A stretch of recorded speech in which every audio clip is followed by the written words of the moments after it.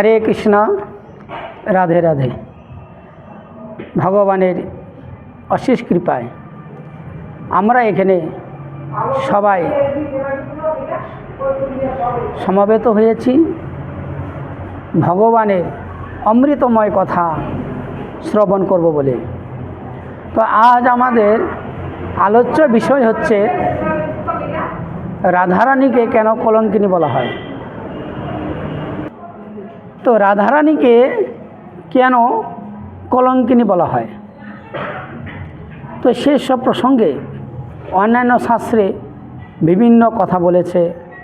তো শ্রীমদ্ ভাগবত গ্রন্থে বলেছে, বা আমরা যতটুকু জানি বা গুরুদেবের মুখে যতটুকু শ্রবণ করেছি সেইটাই আমরা কীর্তন করার চেষ্টা করব। বিভিন্ন শাস্ত্রে বিভিন্ন প্রকার ব্যাখ্যা করেছে। তো আমরা ভাগবতে যে ব্যাখ্যা করেছে সে ব্যাখ্যা অনুযায়ী আলোচনা করছি যে রাধারানীকে কেন কলঙ্কিনী বলা হয়। তদুত্তরে ভাগবত বলছেন, এক সময় বৃন্দাবনে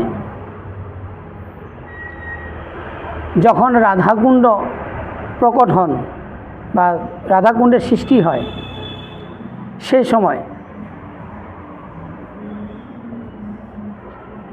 রাধারানী কৃষ্ণের কাছে বলেছিল,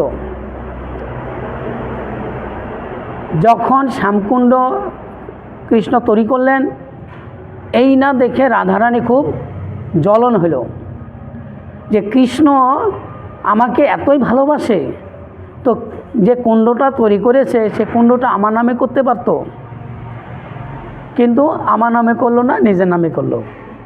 তো চলো সখীগণ আমরাও একটা কুণ্ড তৈরি করি। তো রাধারানী সব সখীগণ মিলেও একটা কুণ্ড তৈরি করলো। এখন সে কুণ্ডে জল আসছে না। কৃষ্ণের কাছে কৃষ্ণ রাধারানীকে বলল যে তুমি আমার থেকে জল নাও, কারণ তোমার এত কষ্ট আমার আর সহ্য হচ্ছে না।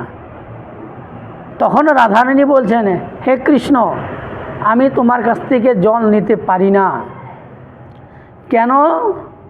এমনি তো আমার কত কলঙ্ক রয়েছে।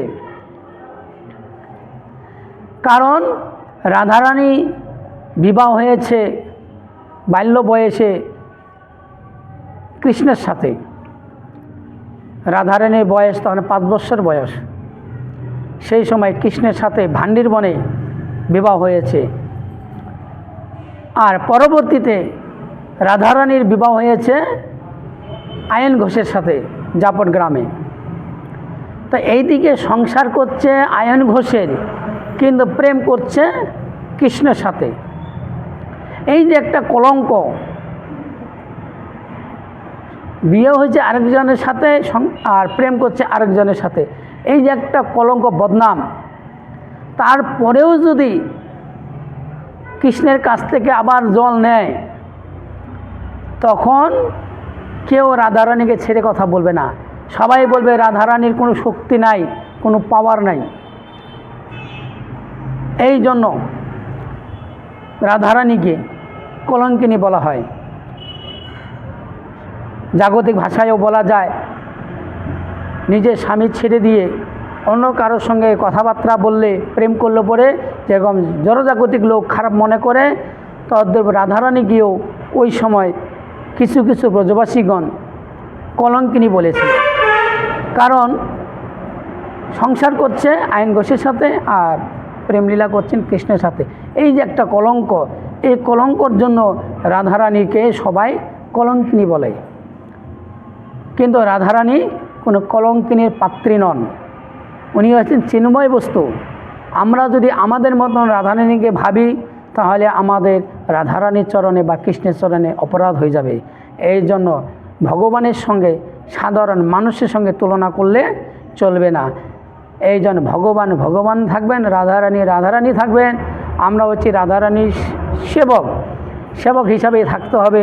সেই হিসেবে রাধারানীকে পূজা করতে হবে।